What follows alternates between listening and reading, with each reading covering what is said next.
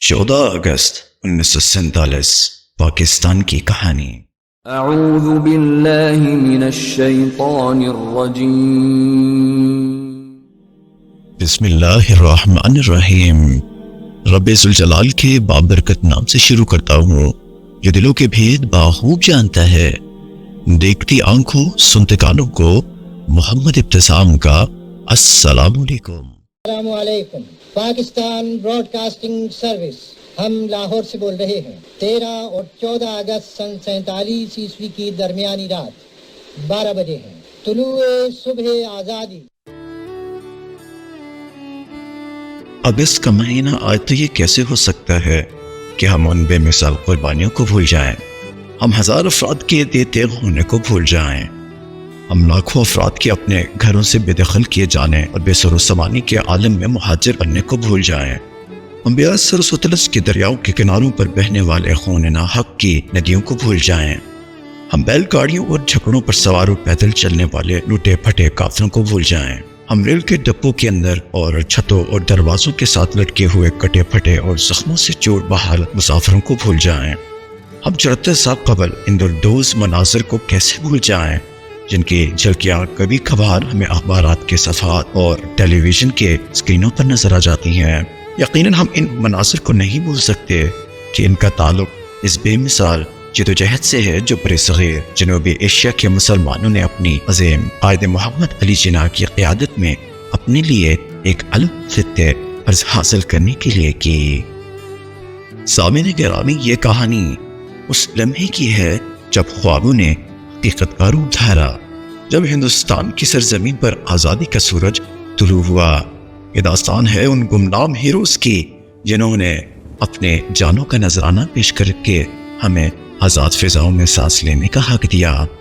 آج ہم بات کریں گے اس ایسے دن کی جب ہندوستان 2 حصوں میں بٹ گیا اور پاکستان دنیا کے نقشے پر ابھرا۔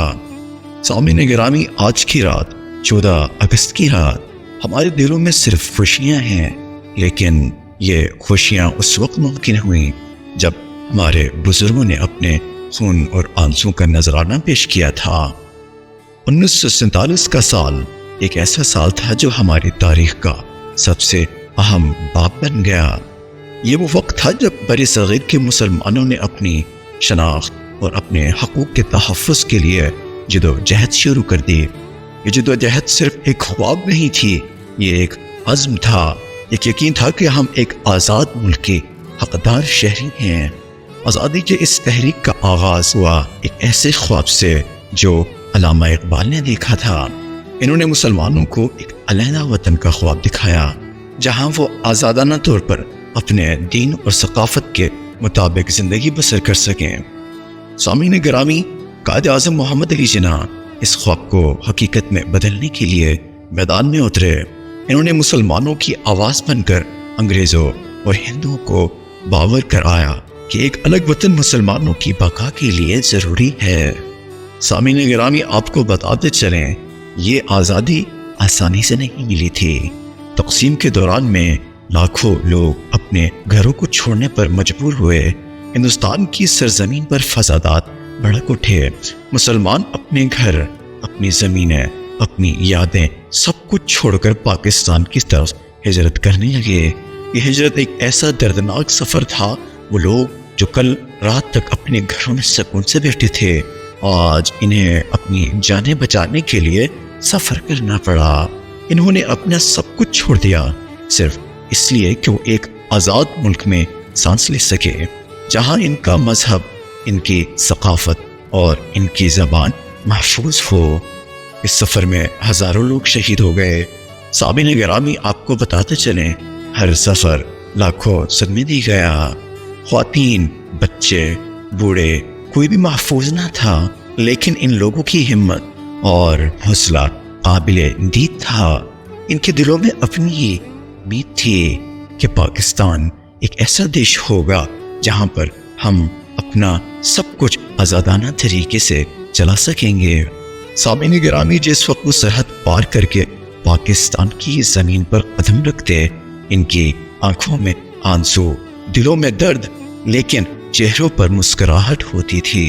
یہ وہ لمحہ تھا کہ جب انہوں نے اپنے خواب کو حقیقت میں بدلتا ہوا دیکھا.